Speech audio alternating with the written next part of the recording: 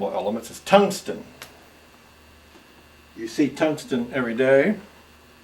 In fact, it is the filaments within the light bulb.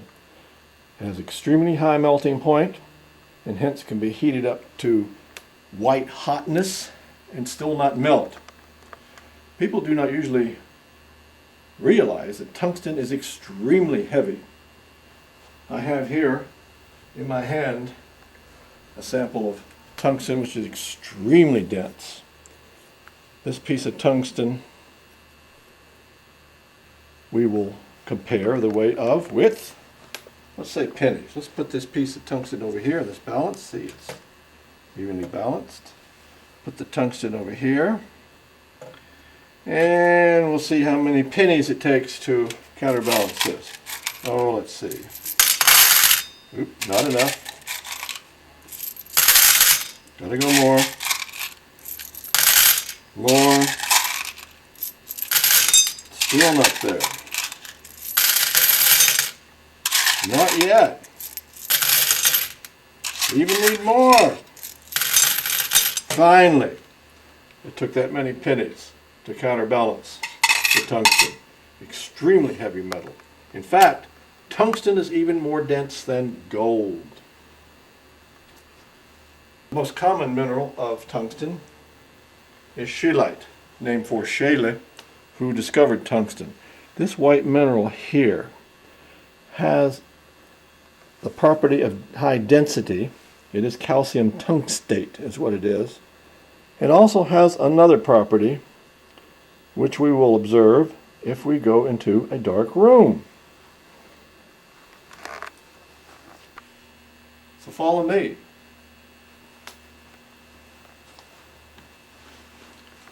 I have an ultraviolet light here, which will turn on. And then come inside and we'll see what it does. You have to close the door. In my hand we have this specimen of scheelite, and you see that it has a beautiful bluish white fluorescence. This is how you can tell it from other minerals. For example, powellite, which is not calcium tungstate but calcium molybdenite, looks like this. It is yellowish. See the little yellowish crystal?